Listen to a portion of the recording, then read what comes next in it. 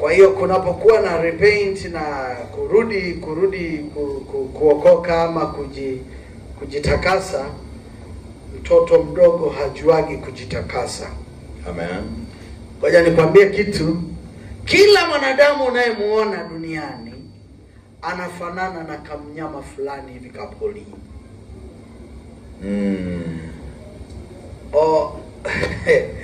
Yaani inawezekana hata mimi nafanana na kamnyama fulani hivi. Sijui kapolini ama kakufugwa, lakini mtu yeyote unayemuona anafananaga na kamnyama fulani hivi. Amen. Wengine wako kanisani lakini ni tunguruwe. Anasikiliza neno la Mungu, anakuwa safi kabisa. Akitoka hapo anatenda dhambi. Nguruwe hata ungemuogesha vipi, lazima ataingia kwenye tope. Amen. Lakini tuingine tuumini ni tusungula jaja tu. Tuumini tumekopa kila kona, hatulipi kila kona. Janja.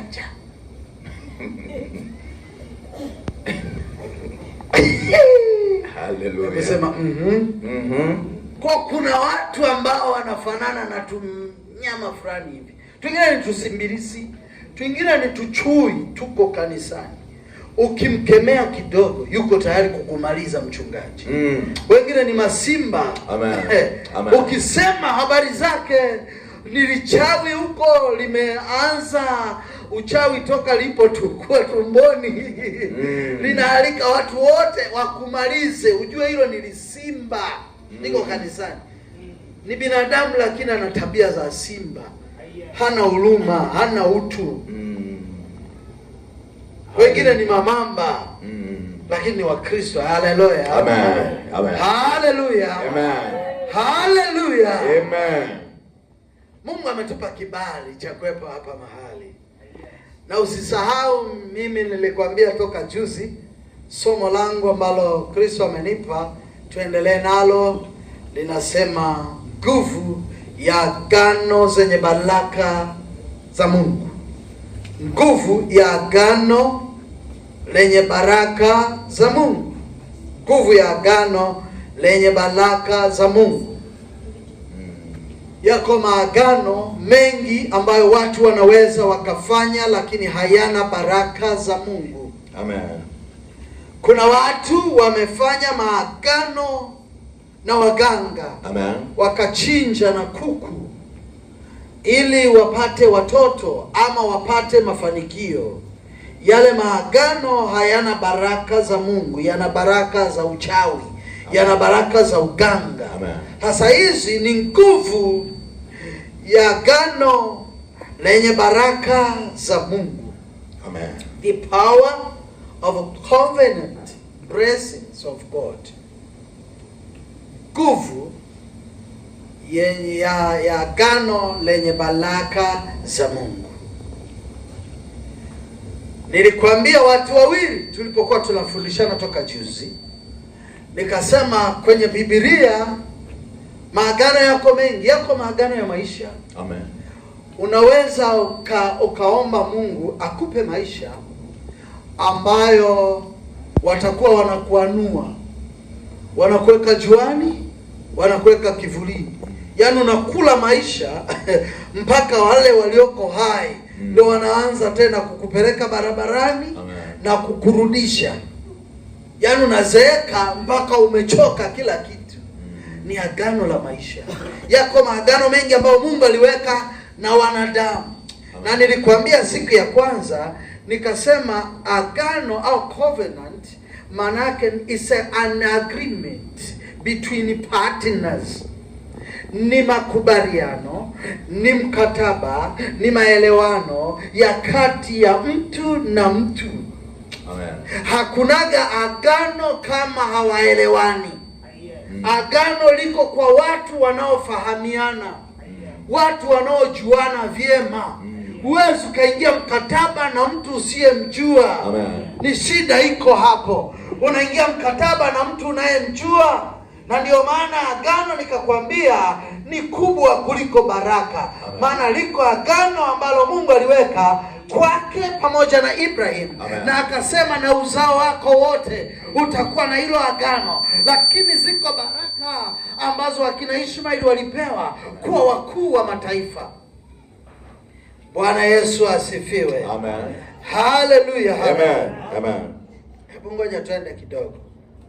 Katika agano, vitu vya muhimu ama vitu vinavyoleta nguvu katika agano. Agano siku zote ni la vizazi na vizazi. Agano haliishiagi kwako peke yako, linaenda vizazi na vizazi. Hilo ndilo agano. Mungu alipoweka agano na Nuhu, akasema sitaangamiza tena kwa mvua, sitaangamiza tena kwa maji. Akaweka upinde, ule upinde mpaka leo unadumu kwenye maisha yetu. Agano ni la vizazi na vizazi, ndio nguvu ya agano. Kwa ukiweka agano na mganga wa kienyeji, linatakiwa liondolewe tena na agano lingine. Maana agano linaenda vizazi na vizazi. Lakini agano pia ni divine presence. Tunasema ni nguvu ile iliyopo. Nguvu iliyopo iko kwenye agano. Ukiona wewe unaimba vizuri na watu wanasema Bwana anakutumia. Unahubiri vizuri na watu wanasema Bwana anakutumia. Unaomba vizuri na watu wanafunguliwa. Ujue liko agano, ni divine presence. Ni nguvu ya kiungu iliyopo sasa. Agano ni la siku zote. Ukifanya agano miaka 20 iliyopita, litaendelea kuwa na nguvu ile ile hata leo. Agano ni multiplication. Agano siku zote linazaa, linaongezeka, halibaki vile vile. Amen. Agano ukiliweka na mtu ama na Mungu linaongezeka. Lakini agano pia ni status changes. Agano linafanya muonekano ubadilike. Wewe ukao uliokoka mwaka jana uko sawa na anayeokoka leo. Kanuni ya kibibilia, yule aliyetangulia anatakiwa kuwa mkubwa. Na ndio maana maandiko yanasema usiwape uongozi kwenye kanisa watu ambao hawajakaa hapo mahali. Kwa nini? Kwa sababu agano ina rejuvenate. Hallelujah. Bwana Yesu asifiwe. Amen. Hallelujah, hallelujah. Kwa status lazima ibadilike. Muonekano lazima ubadilike. Tembea ya huyo aliyeokoka lazima ibadilike. Hawawezi wakafanana na wale ambao hawajamjua Yesu sawa sawa. Sasa ukiona leo tuko busy, sisemi sana, kwa sababu sasa hivi kila kitu watu wa kanisani kipo tu. Dhambi wanazozihubiri kukemea ndizo wanazozitenda kanisani. Haleluya. Amen. Kila anachokisema ndicho anachokifanya. Hasa status lazima ibadilike. Muonekano wa mtu lazima ubadilike. Mtu ambaye ameweka agano na Mungu lazima abadilike, hawi sawa na wengine. Lakini pia kwenye agano kuna makubaliano ama partnership. Nini? Partnership. Mahusiano. Yeah. Lazima kuwe na uhusiano. Hakunaga agano bila uhusiano. Kuna binti moja alikuja ili tufanye maombi naye. Wakati amekuja kwenye maombi, tunafanya maombi, analipuka pepo linapiga kelele. Tuliweka agano na mume wangu. Kumbe wakiwa wachumba ama marafiki, wakaamua kuweka agano. Akachana hapa kidole chake kikatoa damu, mwanaume na mwanamke akachana hapo kikatoa damu, wakaviunganisha, zile damu zinamwagika, alafu wakazilamba. Kumbe mwanaume kula na nguvu zingine za kichawi, nguvu za giza zikahamia kwa yule mwanadada. Toka ameolewa, yeye ni mapepo tu, mpaka leo ni mapepo tu. Wengine wapo wana mapepo tu mpaka leo. Hasa lazima unapoingia kwenye agano, wanasema lazima muwe na uhusiano. Hasa huo uhusiano, wengine wamehusiana vibaya. Sikiliza, sisi tumeweka agano, tumepewa agano na Mungu wetu. Maana yake lazima tuwe na uhusiano na Mungu wetu, sio na mwingine. Haleluya. Amen. Lakini jambo lingine ni faithfulness. Imani, lazima ujikite kwenye imani. Lazima muaminiane. Lazima umuamini mnaye saini naye mkataba. Maanake Ibrahim alimwamini baba yake Mungu. Na sisi tunasema tunaishi katika imani ya baba yetu wa imani Ibrahim. Lazima umuamini unayemwamini. Unayemfuata lazima umuamini. Kama unajuaga Yesu anafanya, kama unajuaga Yesu anatenda, lazima uendelee kumwamini hata kama asipotenda kwa wakati unaotaka. Amen. Haleluya, haleluya. Lazima tuaminiane. Lakini kwenye covenant, kwenye agano, lazima kuwe na freedom and joy. Kuwe na uhuru lakini na kufurahia. Usilazimishwe unapoweka agano na Mungu wako. Usiingie ibadani kwa kulazimishwa, maana hautaenda mbinguni. Utamfurahisha mchungaji wako kwa kuhudhuria ibada, lakini uendi kokote. Amen. Lazima uwe na uhuru, lakini pia uwe na furaha na kile unachokifanya. Ukiimba, furahia unavyoimba. Ukihubiri, furahia unavyohubiri. Ukiomba, furahia hata kama wengine hawataki, wewe furahia. Amen. Maana watu hawana mema. Yes. Ukivaa suti watakusema. Usipovaa watakusema. Ukinenepa watakusema, ukikonda watakusema. Ukiwa mweupe watakusema, ukiwa mweusi watakusema. Watu wanasemaga tu, maana wameumbiwa kusema. Nilishakwambia juzi, watu wote ulio nao jirani ni fake. Amen. Original wachache. Na ukitaka kujua ni fake, patwa na tatizo. Utaona wako wanakuja kukuona, au ndio na wao wanakuombea. Hata ukiwa hospitali umelazwa, wanakuja siku ya kwanza, siku ya pili, siku ya tatu, hapo wamehudhuria. Baada ya hapo imetoka. Amen. Mpaka unakufa. Na ukifikiri mimi muongo, nenda msibani. Msibani, tukienda msibani, siku ya kwanza tutaomboleza pale. Siku ya pili tutafanya mazishi. Tutaomboleza kidogo pale. Baada ya hapo wewe utabaki kuitwa mjane, kanisa linasonga. Watu wanaendelea na maisha yao. Amen. Haleluya. Amen. Haleluya. Amen. Lakini pia ukiweka agano na Mungu wako, lazima kuwe na mafanikio, prosperity. Mafanikio. Kwenye mkataba, kwenye agano lolote, lazima kuwe na mafanikio. Kumbuka, somo letu linalotuongoza ni somo kuu ama kauli mbiu tuliopewa katika kitabu cha Mwanzo, ile sura 21, mstari ule wa 17 mpaka ule wa 19. Lakini mimi nilisoma mpaka ule wa 21 nadhani. Amen. Bwana Yesu asifiwe sana. Amen. Amen. Kwa hiyo lazima kuwe na mafanikio. Lakini jambo la mwisho katika hayo, lazima kuwe na kitu cha uhalisia. Uwe ni mtu halisi. Unapoweka agano na Mungu, uwe ni mtu halisi. Usiwe na mtu wa makando kando. Usiwe unaweka makubaliano na mtu lakini haupo. Ukiweka agano na mtu, lazima uwe ni mtu halisi. Usiwe ni mtu wa kujifanya. Usiwe mtu ni pretenders. Yes. Usifanye tu kama wewe unaimba. Au usifanye tu kama wewe unasali. Lakini kumbe usali. Yeah. Unajua kuna kanisa linaloonekana na kanisa lisiloonekana. Amen.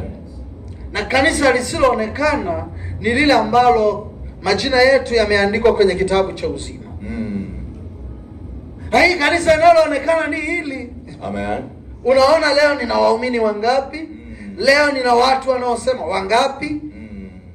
Bwana Yesu asifiwe. Amen. Hebu tusome ile Mwanzo 21:17-19. Mungu akasikia sauti ya kijana. Malaika wa Mungu akamwita Hajiri kutoka mbinguni. Ndio. Akamwambia, una nini Hajiri? Usiogope, maana Mungu amesikia sauti ya kijana huko aliko. Ondoka, ukamwinue kijana, ukamshike mkononi mwako, kwa kuwa nitamfanya kuwa taifa kubwa. Sikiliza. Amen. Ishmaeli anafanywa kuwa taifa kubwa.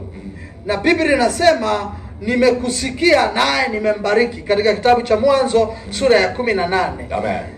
Wakati Ibrahimu analalamika, anasema mbona anaondoka huyu Ishmaeli?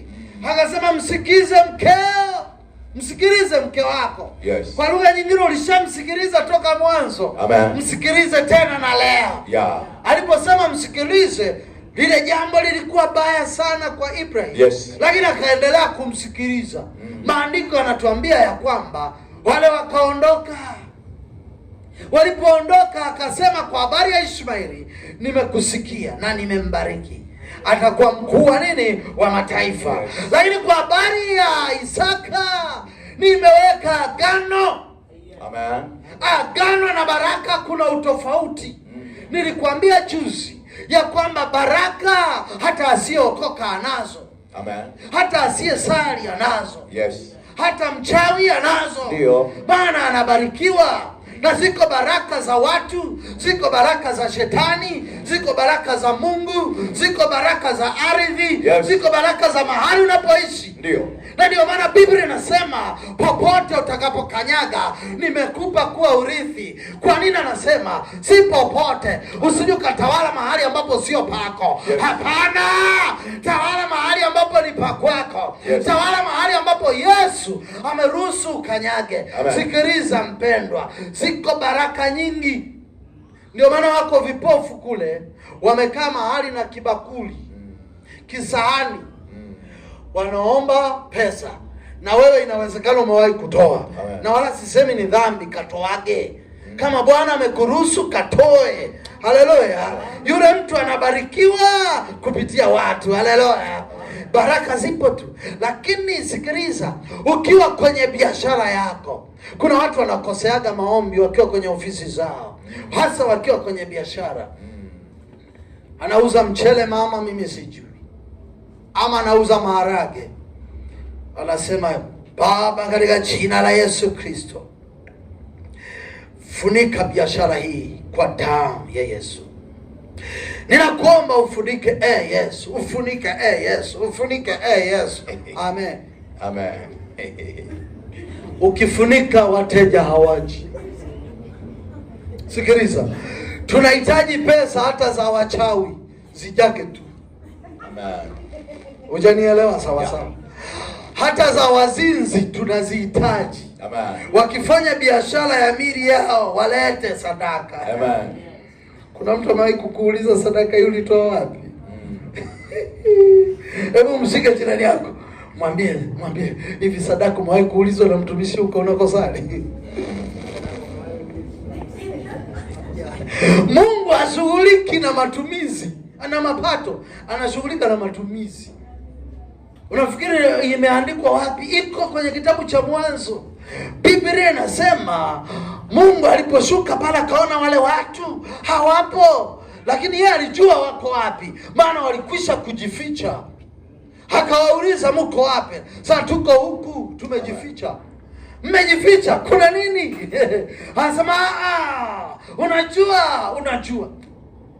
Kwani unafikiri Adamu angesema Baba nisamehe nimekosea? Unafikiri Mungu asingemsamehe? Shetani akamtia jeuri Adamu, badala ya kuomba msamaha akasema ni huyu mwanamke uliyenipa, maana watu wanajua kupasia. Amen. Kwani hujaona mpilani refari yupo kwa ajili ya kuangalia makosa tu? Yaani chenga zote na danadana zote na kanzu zile ye haziangaliaki. Anaangalia tu wapi amekosea, anapiga firimbi, weka mpira hapa. Kuna watu wako kanisani wanakaa kama marefari. Yes. Kuangalia tu nani amekosea, nani ameimba flati, nani amefanya. Wewe achana nayo. hayo, hebu tumwangalie mmoja. Usiangalie makosa ya watu.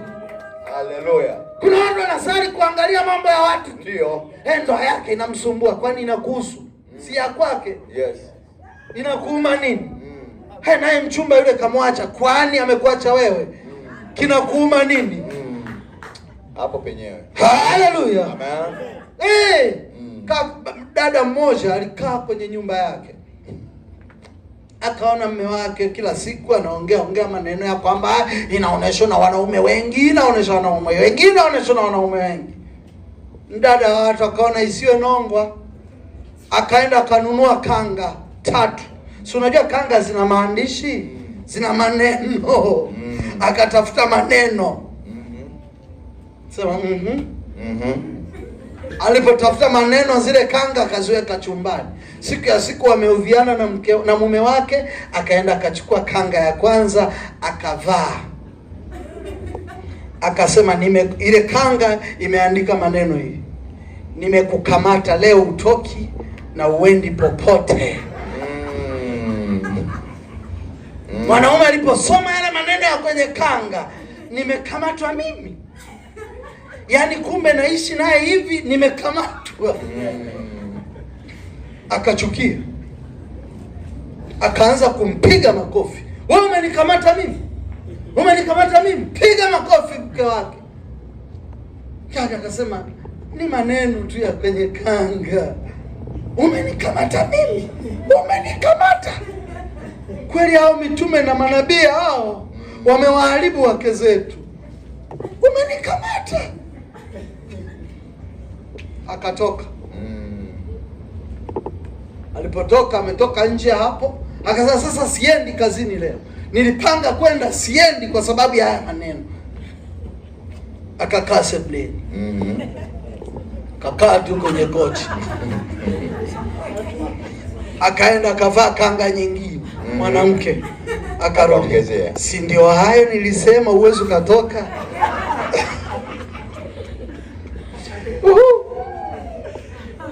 Si ndio hayo nilisema uwezi ukatoka, wewe umekamatika kanga. Mwanaume akaona sasa tutauana, akaenda kwa rafiki yake jirani mwanaume. Akamuita, rafiki njoo. Akaenda naye nyumbani. Unaona sasa mke wangu sijui anasema nini, eti mimi nimekamatika, sijui nini. Twende. Wanawake wa siku hizi, twende. Alimkuta rafiki naye kichaa sijui, naye rafiki twende. Tutamkomesha. Walipofika wanakuta kanga, mwanamke alishabadilisha kanga. Imeandikwa, unadhani huyo ndio rafiki yako, kumbe kikulacho kimboni mwako.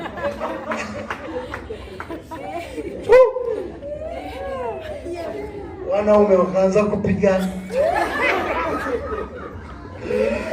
Pigana kweli kweli. Mwanamke ametulia tu. Yaani wewe rafiki, nafikiri ni rafiki yangu wa kweli, kumbe ndio unaingiaga hapa ndani. Unadhani ndio rafiki? Bwana Yesu asifiwe. Amen. Sikiliza, tunao watu wa namna hiyo. Yes. Wanaacha kusali eti kwa sababu ya tu maneno tu. Tu maneno ambayo hata kwenye kanga yapo. Unasusuka, unachanganyikiwa, unaacha kusali eti na waachia na kanisa lao. We, kuna kanisa la mtu hapa? Mwenye kanisa yuko mmoja tu, anaitwa Yesu. Ndio. Wewe unataka kutuachia kanisa, tuachie. Watu wengine wanasema nawaachia na kwaya yao. Unawaachia kwani kuna kwaya ya mtu hapa? Kuna mtu alipewa sauti ya kuimba na mwanadamu mwenzie? Ni Mungu tu. Haleluya. Amen. Haleluya. Sasa sikiliza, nimesema huyu Ishmaeli amepewa ukuu wa taifa. Amepewa ukubwa. Sikiliza, unaweza ukakaa kwenye mtaa wako asiyeokoka na maisha mazuri sana kuliko wewe. Ndio. Wakina Ishmaeli wapo tu, wamebarikiwa. Isikusumbue. Amen. Maana baraka ziko kote. Watu wengine wako kwenye ndoa, waliolewa siku ya harusi vizuri, walifunga ndoa vizuri, lakini wako kwenye ndoa hawajawahi kubahatika kupata mtoto. Ila kuna kengine tu kanahangaika hapo Mbalizi, kenyewe kanazaa kila wakati. Baraka zipo tu. Hebu mwangalie rafiki yako, mwangalie jirani yako, mwambie baraka ni za wote. Baraka ni za wote. Lakini agano ni la watu wanaofahamiana. Agano ni watu wanaofahamiana. Haleluya, haleluya. Amen. Mstari wa 19 anasema Mungu akamfumbua macho naye akaona kisima cha maji, akaona baraka, akaona upako, akaona nguvu, akaona chakula. Mungu atatufungua tuone visivyoonekana. Yes. Mungu atatufungua tuone visivyoonekana. Amen. Vile ambavyo watu wamevificha. Bwana anakwenda kutufungulia. Amen. Haleluya, haleluya. Amen. Haleluya, haleluya. Amen. Anasema kwamba akaenda akakijaza kiriba maji, akamnywesha kijana. Mungu akawa pamoja na huyo kijana, naye akakua, akakaa katika jangwa, akawa mpiga upinde. Sikiliza, kazi yake ilikuwa ni mpiga upinde. Mpiga upinde maana yake ni mtu mwenye nguvu ama mpiganaji. Jambo la kwanza, au ni mwindaji. Yes. Ndio mpiga upinde. Kwa akampa kazi hiyo Ishmaeli, lakini kaangalia kazi ya Isaka. Isaka kazi yake ni kulitimiza agano.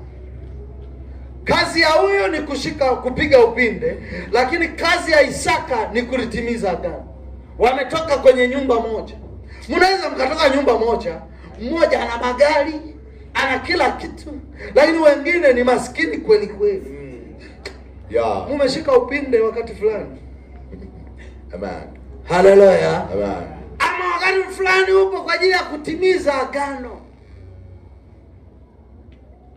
Kwenye agano kuna utofauti na kwenye baraka. Baraka ni za wote, agano ni selective. Ni la watu baadhi, sio wote. Haleluya, haleluya. Ukisoma katika kitabu cha Kumbukumbu ile sura 28 mstari wa kwanza mpaka ule wa 8. Kumbukumbu 28 mstari ule wa kwanza mpaka ule wa 8 inazungumza habari za kubarikiwa. Lakini huwezi ukabarikiwa kama huna utii. Amen. Hallelujah. Ili ubarikiwe lazima utii. Kama unataka kubarikiwa uganga, lazima utii masharti ya uganga. Yes. Unataka kubarikiwa kimungu, lazima utii masharti ya Mungu. Yes. Kumbukumbu la Torati 28 1 mpaka 8. Blessings on obedience. Yes. Lazima utii, ndipo utabarikiwa. Hakuna baraka zinazokuja bila kutii. Unasema apostol anasema nini? Hata yule anayeomba barabarani ametii kwenda kukaa barabarani. Sio rahisi kupewa kitu wakati hujakaa barabarani. Kakae barabarani, ujianike, kila mtu akuone, kila mtu ajue wewe ni kipofu, ndipo upate hizo pesa. Kutii. Hakuna baraka bila utii. Hakuna. Biblia inasema Mwanzo 17:9 na 10. Biblia inasema hivi, Mungu akamwambia Ibrahim, nawe ulishike agano langu, wewe na uzao wako kwa vizazi vyao baada yako.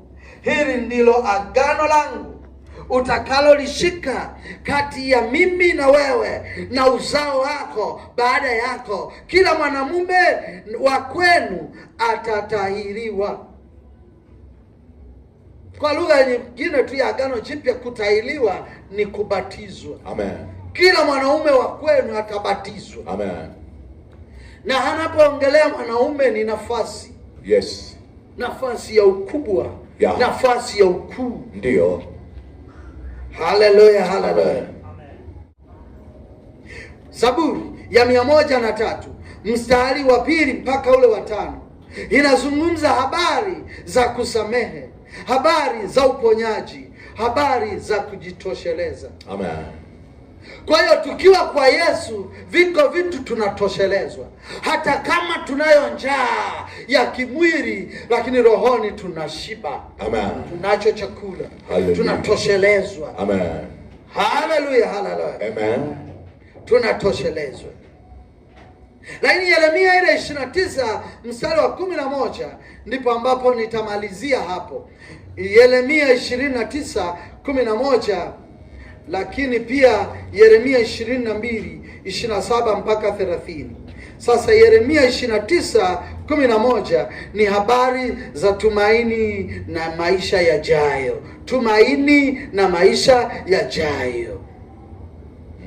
Huwezi ukaishi alafu huna tumaini. Yes. Yaani umekata tamaa. When you lose hope, that is the end of everything. Yeah. Kama ukipoteza tumaini, huo ndo mwisho wa kila kitu.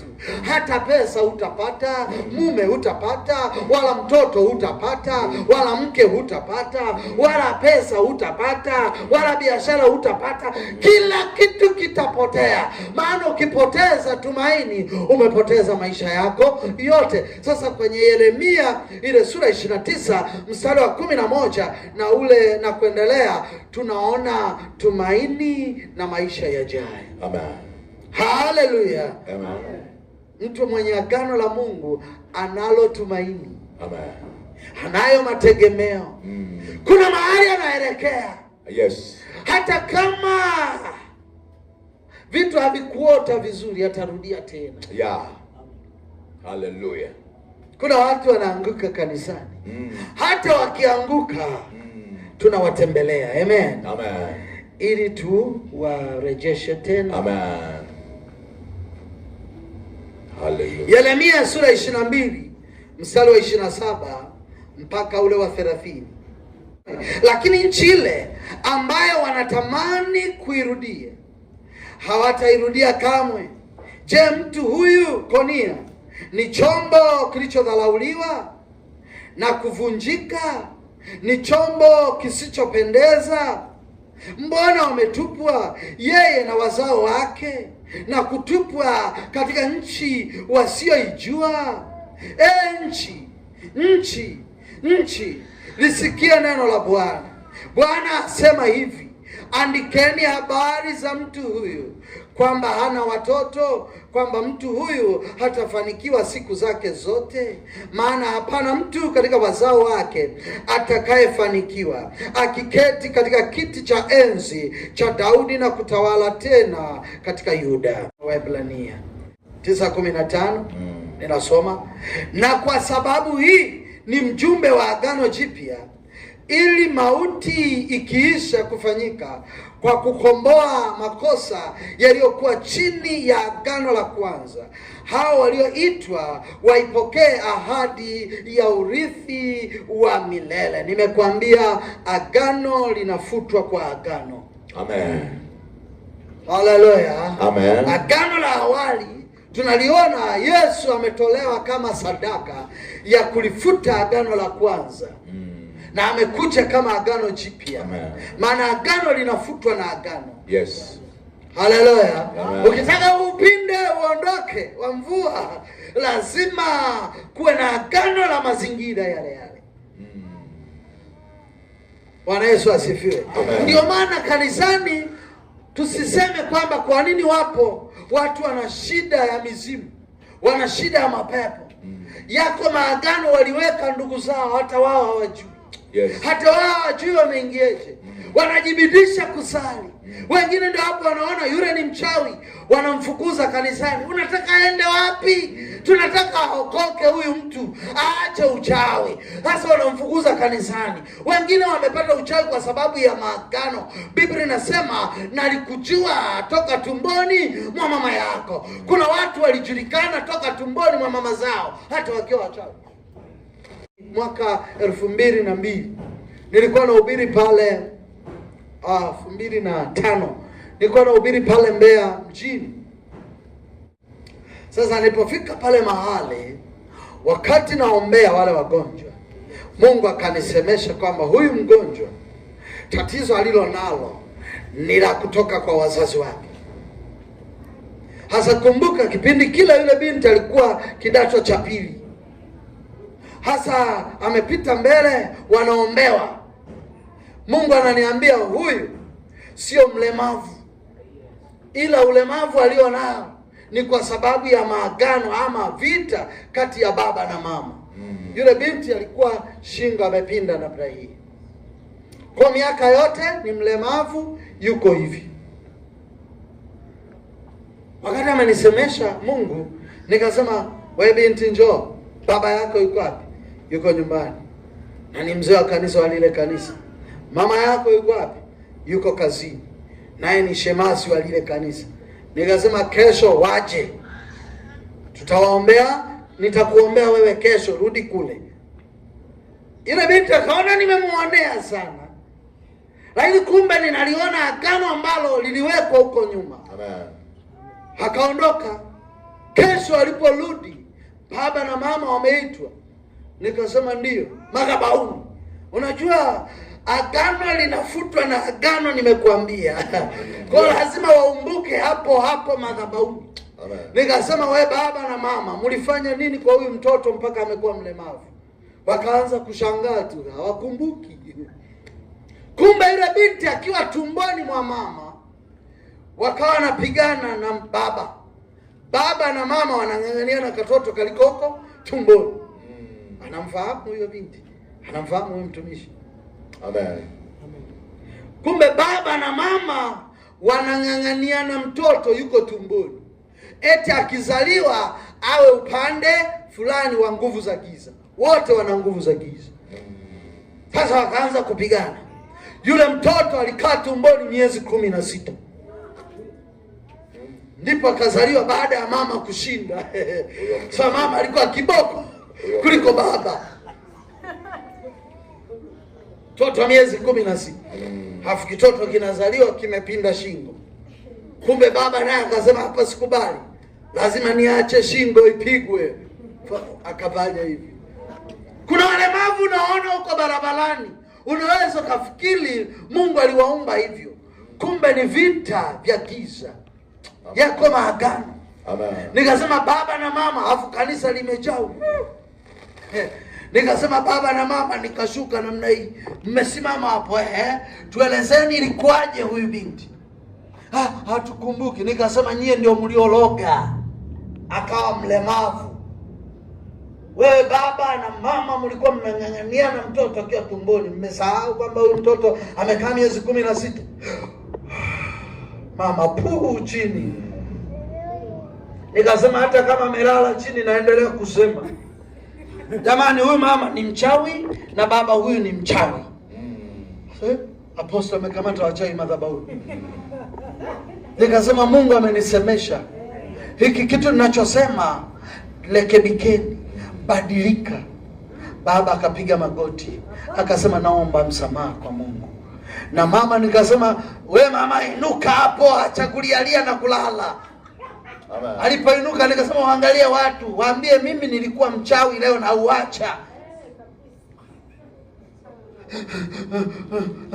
Mtoto mlemavu, kumbuka toka amezaliwa shingo iko hivi. Waliosoma naye mpaka darasa la 7 wanajua ni mlemavu. Waliosoma naye mpaka form 2 wanajua ni mlemavu. Kumbe amelogwa na wazazi wake.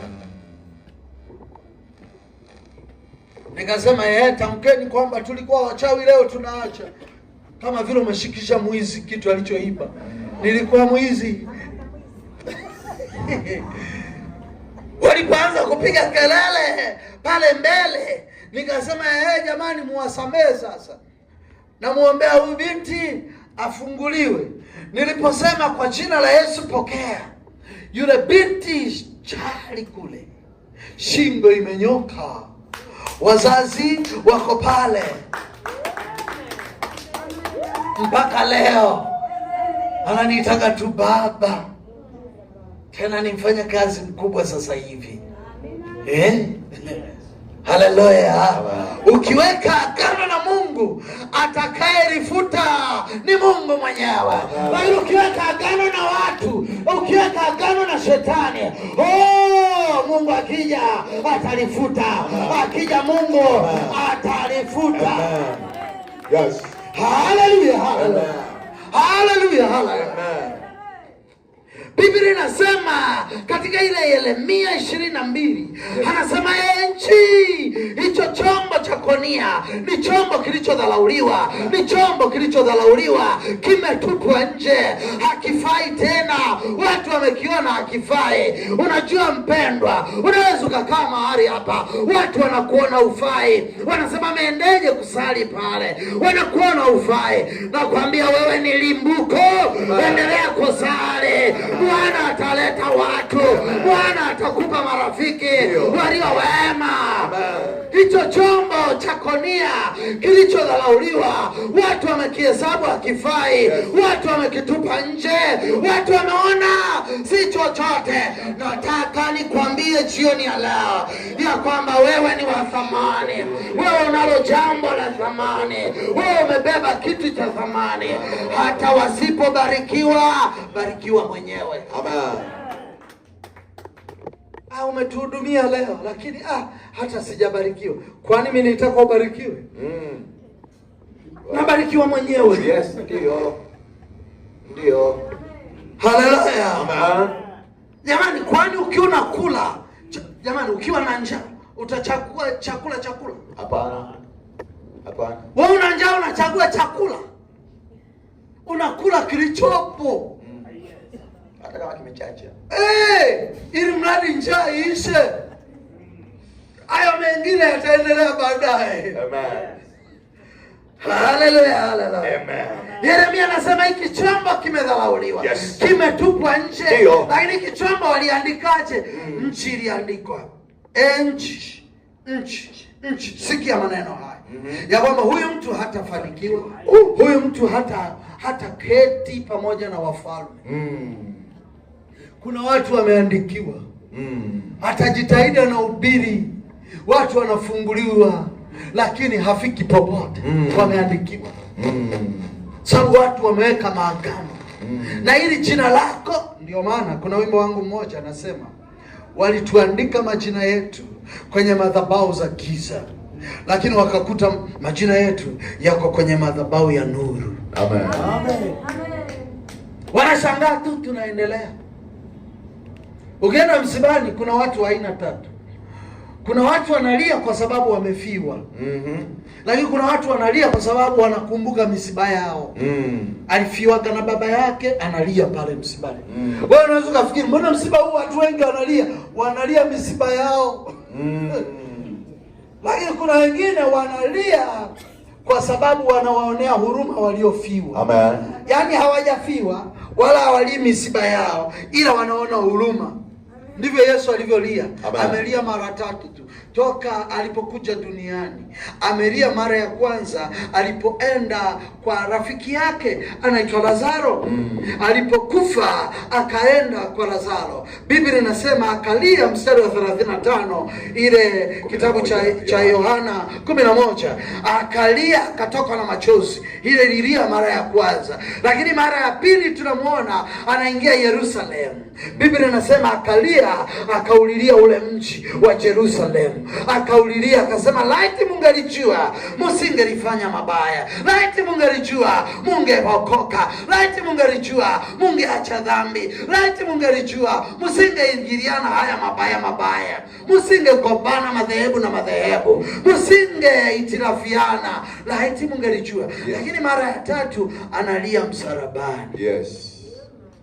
Wakati anateswa analia msalabani. Unajua kuna machozi unaliaga kwa sababu unapitia maisha magumu. Haleluya. Haleluya, haleluya. Nchi inaandikwa habari zetu. Nchi inaandikwa habari yako. Usije ukakaa ukajisahau. Hii ardhi inaandikaga. Kama kuna kitu umekifanya chema mahali hapa, ardhi imeandikwa. Apostle, kama umemleta Dr. Jeremiah mahali hapa, ardhi imeandikwa. Kama umeleta waimbaji mbalimbali, ardhi imeandikwa. Umeleta watu mbalimbali, ardhi imeandikwa. Sisi tunaweza tukasahau, lakini ardhi haisahau mpaka aliyeiweka ardhi atakapoifuta. Haleluya, haleluya. Ndio maana kitoto kikizaliwa wanatafuta kitovu, wanakifukia mahali. Kile kitovu kinafukiwa mahali, kwani ni mtu yule. Kwa nini usikitupe tu kiliwe na kuku? Kwa nini usikitupe kiliwe na mbwa? Lakini wanakifukia kwa sababu ya thamani ya ubinadamu. Kitovu kikidondoka ndipo mtoto anapewa jina. Haleluya. Amen. Ukiona mtoto anapewa jina hospitali kama tunavyofanyika siku hizi, ni shida ipo. Kibibilia mtoto hapewi jina mpaka kitovu kimedondoka, ndipo anaitwa mtoto. Kabla ya hapo sio mtoto. Ndio maana Biblia inasema siku ya 8 Simeoni akaenda madhabahuni, akamshika yule mtoto wake Yesu, akasema sasa waweza kumruhusu huyu baba Simeoni aondoke. Kwa nini? Kwa amani. Si ndio apostol? Amen. Aondoke kwa amani baada ya kumbeba mtoto Yesu. Siku ya 8 walikuwa wanapelekwa hekaluni. Siku ya 8 mtoto wa kiume alikuwa akizaliwa haendi hekaluni mpaka siku ya 8, na siku ya 8 ndipo anatambulishwa madhabahuni, ndipo anaambiwa huyu ni mtoto sasa. Ndipo na yeye Simoni, Biblia inasema alikuwa hajaenda huko hekaluni kwa miaka mingi, lakini siku hiyo Yesu anatambulishwa siku ya 8. Mimi nakwambia siku alipofika tu na yeye akafika, akasema sasa waweza kumruhusu mtumishi wako aende. Kwa nini? Kwa amani. Kwa sababu haya ya dunia nimechoka, nimezeeka. Sasa unaweza ukaruhusu niondoke nife, maana nimekwisha kumuona Masihi. Yes. Haleluya. Sikiliza, kuna mambo yamefichwa, lakini Bwana atakwenda kuyaonesha. Haleluya. Wewe ni kijana tu, yuko anayekushika mkono. Amen. Na kuna mambo Bwana atayafanya. Kuna mambo ambayo inawezekana umeyakatia tamaa, lakini unapoingia 2026 liko jambo la ajabu Bwana anakwenda kulifanya. Amen. Kama walisema tunayo madeni sana, siku hiyo watasema huyu jamaa sijui amepata wapi hela. Haleluya. Amen. Unajua kuna watu wako makanisani wanakuwa kama mabata tu. Kila kitu. Yaani ni kushangaa kila kitu. Kwani kupe kidogo mfano wa bata. Bata, ukiwa na bata jike na tetea na nini na jogoo nyumbani, lazima tetea wawili na jogoo awe mmoja, wanaongozana. Mara nyingi tetea anakuwa mbele, jogoo anakuwa katikati, alafu kunakuwa na tetea mwingine nyuma. Wanaongozana, wanaenda kutafuta chakula. Kawaida ya jogoo bata hatafutaji chakula akiwa na hao wawili. Wao ndio wanatafuta chakula, wanamrushia. Okay. Sasa na anachofanya sasa, akiongozana na wale bata wawili, mmoja mbele mwingine nyuma, yule wa mbele tetea yule anaokota chakula, anamrushia jogoo, anamtunza jogoo, hataki yale yule wa nyuma kabisa. Lakini yule jogoo hachukuagi chakula na kula, anakichukua chakula na kipeleka nyuma zaidi, kwa anakula yule wa nyuma. Kwa anajikuta yule wa nyuma hahangaiki kutafuta chakula, ila wa mbele anahangaika. Unajua Mungu wetu sio wa kujipitisha sio wa kuangalia tu walioko mbele. Anaangalia kipi kiko ndani.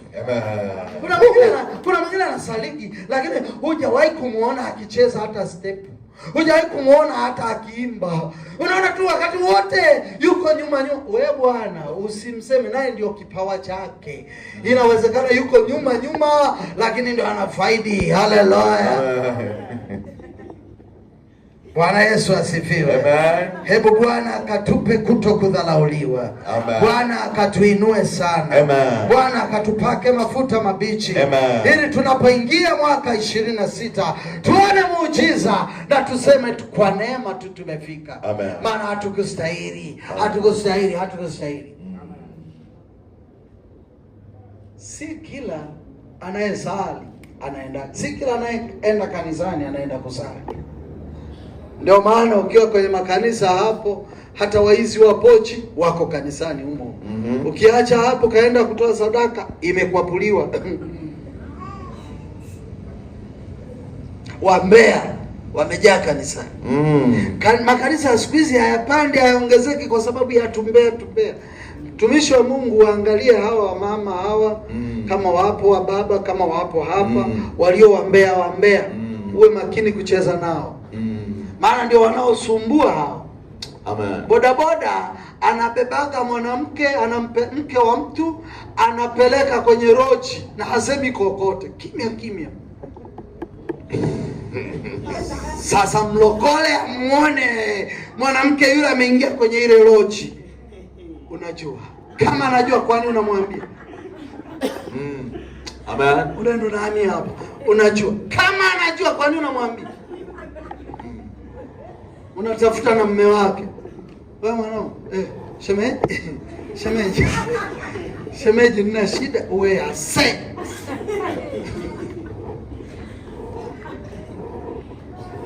Hatuna kasiri. Amen. Ngoja nikwambie kitu. Amen. Kuna watu hatutaki kusema, hata ukiona serikali inaenda vipi vibaya, wewe nyamazaga tu. Maana kuna wengine ukisema unachinjwa kichwa. Amen. Lakini kuna wengine wamejaliwa, wakisema watajificha na hawatakuja kufa ngo. Hujanielewa kama unanielewa. Ndio. Kwenye Biblia kulikuwa na mitume wengi. Kulikuwa na manabii wengi. Lakini huyu mtumishi wa Mungu, mwinjilisti huyu Yohana, na mtume mwenyewe anaitwa Yohana, akaanza kumsema mwanamke, mke wa mfalme. Anamsema, wewe acha tabia hizi. Wewe mke wa mfalme hustahili kutembea na yule mwanaume wa nje. Unatakiwa utulie. Alipofanya hivyo, baada ya kuchelewesha, akamatwa gereza. Amen. Alafu wakati wa sherehe, binti Herodia anaahidiwa na baba yake, omba chochote nitakupa. Unajua, ukiwa na furaha sana usiahidi, na ukiwa na hasira sana usiongee. Akasema, mwanangu, ahidi, sema chochote nitakupa, hata nusu ya ufalme wangu nitakupa. Unajua kilichotokea? Yes. Kabinti kale kasivyo na akili, afu nadhani akakuwa hata na future yoyote, akafikiria hata mbele. Eti badala ya kuomba magari, yes, na kuomba pesa na majumba, na kuomba mtaji wa biashara, kakaenda kwa mama yake. Mama, kwa nikaombe nini kwa baba? Mama anasema, ndio yule anayenikatazaga nisiwe na Filipo. Ndio yule. Sasa ndio leo kaseme naomba kichwa chake.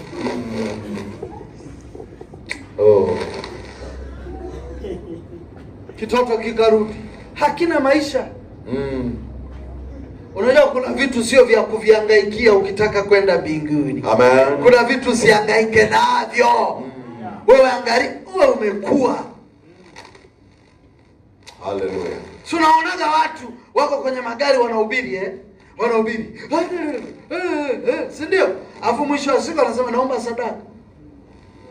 So mimi nikamjibu mmoja, nikasema, kwani tulikuita uje utuhubirie? Kama tunakupa sadaka tukupe sisi, sio utuombe.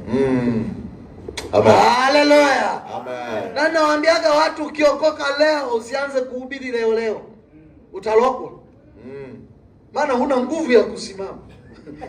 Vichaa wengi, weka fuatilia huko vilabuni kwingi wanaohubiri. Unaona hata akili zao haziko vizuri. Sio kwa sababu hawamhubiri Yesu. Walienda haraka. Kienda haraka lazima upigwe. Siku moja tulienda kuhubiri kilabuni na mchungaji mmoja yuko pale Vwawa sasa. Hallelujah. Tulienda kuhubiri kilabuni.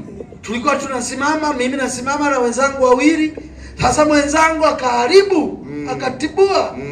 Akasema tumekuja tumewafuata. Wewe fikiria ni kilabuni. Tunafuata nyewe walevi msio na akili timamu. Umeanzeje? Na umeendaje kule? Unajua walitoka na visu, wakatoka na miko. Pale palikuwa na wanatengeneza nyama zile, mishikaki iko kilabuni. Wakatoka na ile miko mikubwa hivi. Kila mtu ameshika mwiko. Wamekuja kutufukuza. Unafikiri utakaa hapa? Lazima utafute njia. Lakini ni nani alianzisha? Ni sisi wenyewe. Ndio. Usiongee vibaya. Usiwafuate watu na kwanza kusema ya kwako. Wewe unafuata kilabuni, si inatosha tu kusema wapendwa tumekuja hapa mahali. Tunajua unakunywa, njoo hivyo hivyo ulivyo. Yesu anakupenda hata kama unalewa, hata kama unalewa, njoo hivyo hivyo. Sasa unaanza kusema hamna akili, afu unafuata. Ngoja uone akili zao. Hallelujah. Amen. Hallelujah. Mungu wetu ni wa thamani. Amen. Tukiweka agano na yeye, lazima tutembee kwa heshima, lazima tuishi kwa heshima, lazima tule kwa heshima. Hata wengine wanaposema huyu naye anajidai, sema ndio, katika Yesu ninajidai. Huyu anajisikia huyu, sema ndio, hujakosea. Yuko anayenisikilizisha kila wakati, namsikia yeye. Wanaposema huyu jamaa anajifanya, sema ndio, yuko aliyenifanya, amenifinyanga, amesema nimekuumba kwa mfano wangu.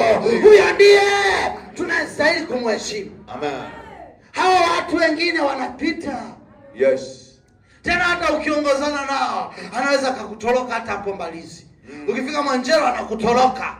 Anapitia mtaa wa pili. Alafu wewe unamtafuta, simu amefunga. Kumbe kulikuwa na kamchepuko kake kule. Akaona ngoja kutoroke kidogo. Alafu anasema simu imejizima. Imejiweka kandege. Kumbe ameweka mwenyewe ili usimpate. Hawa watu wanabadilika, lakini Yesu wetu abadilike. Hawa watu wanageuka, wanaangalia mbele, wanaangalia nyuma, lakini mwangalia Yesu ambaye yupo kila kona. Ukienda kulia yupo, kushoto yupo, mbele yupo, nyuma yupo, juu yupo na chini yupo. Anatembea na wewe wakati wote. Wanaposema uwezi, unasema naweza katika jina la Yesu. Wanaposema hutafika, unasema nitafika kwa jina la Yesu. Tuweke agano na Mungu wetu ili Mungu atuinue. Wengine wanatudisappoint, wanatukatisha tamaa, lakini mmoja anatutia nguvu. Anapoona umechoka anasema tuendelee. Wale wengine wanatamani ufe, wanatamani hata kanisa kafe. Wakiona kelele kama hivyo, wanasema anatupigisha kelele huyu. Haleluya.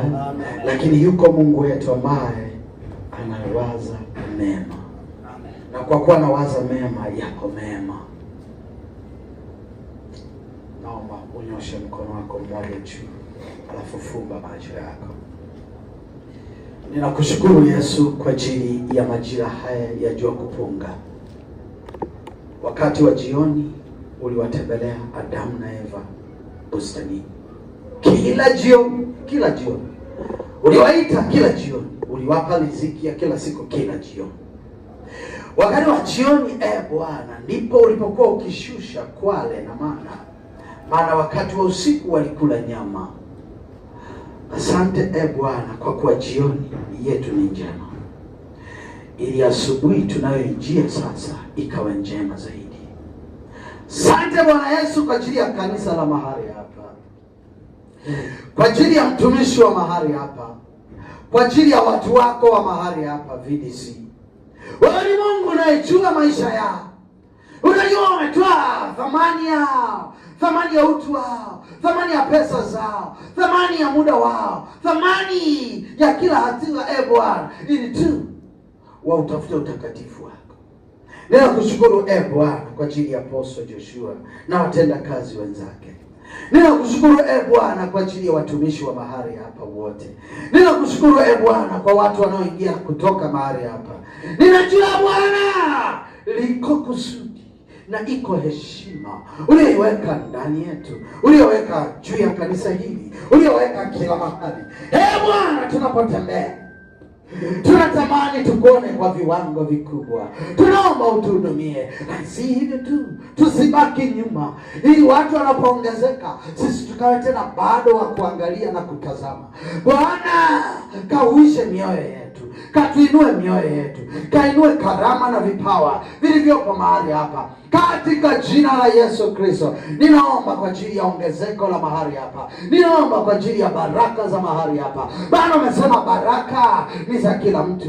Baraka haziangalii kipawa cha mtu, baraka haziangalii kibali cha mtu, baraka haziangalii kujulikana kwa mtu, baraka haziangalii kwa namna wanavyoishi, haziangalii vile anavyovaa. Baraka zipo tu.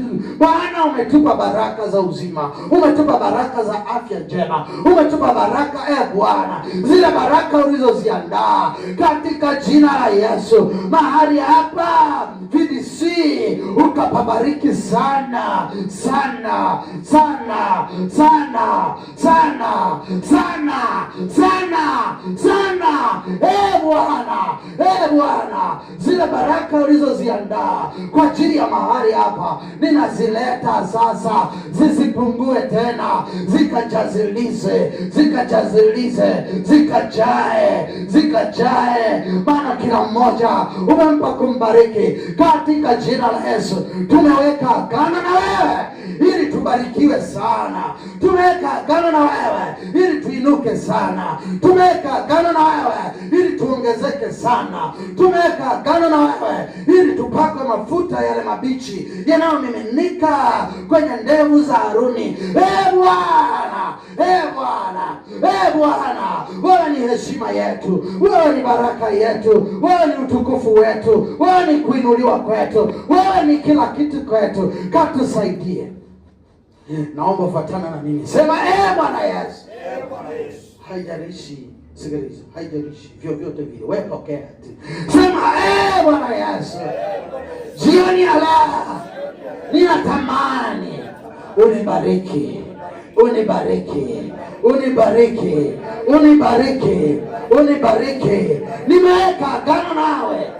Nimeweka agano nawe ili Bwana uniinue zaidi na zaidi na zaidi na zaidi, katika jina la Yesu, katika jina la Yesu.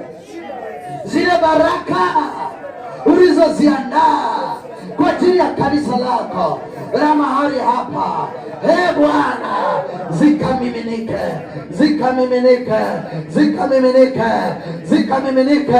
Tunapoweka wakfu kupokea baraka zingine kubwa za watu, baraka za pesa, baraka za maisha mazuri, baraka za viwanja, baraka za mashamba, baraka za kazi, baraka za utukufu, baraka za kuinuliwa.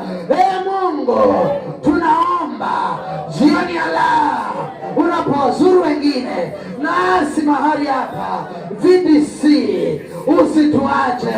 Unapowatembelea wengine nasi mahali hapa, Bwana, ututembelee. Tunakataa roho zote mbaya zenye visasi, zenye uharibifu, zenye hiana, kwa jina la Yesu.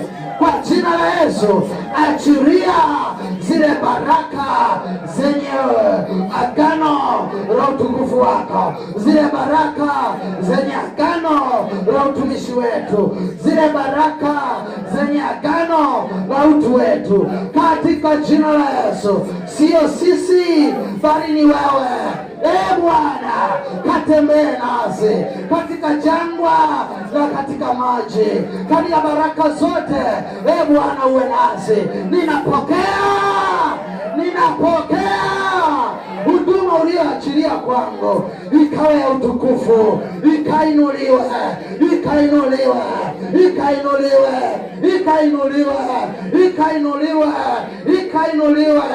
viwango hata viwango, watu wakakutukuza wewe, watu wakakuone wewe, watu wakaseme habari zako kupitia mimi. Saa hii ninapokea nguvu mpya, nguvu ya kuniinua, nguvu ya kunibariki, nguvu ya kunipaka mafuta mabichi katika jina la Yesu. Ninapokea. Sikiliza sasa, uwe unapokea kweli. Uwe unapokea kweli. Ninaona kitu Mungu anafanya. Uwe unapokea kweli.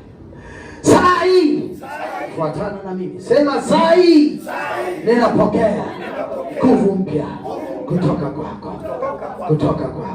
Saa hii napokea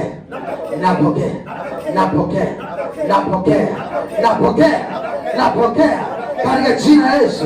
Napokea katika jina la Yesu. Napokea katika jina la Yesu. Napokea katika jina la Yesu. Napokea kwa jina la Yesu. Bwana, nipe kupokea.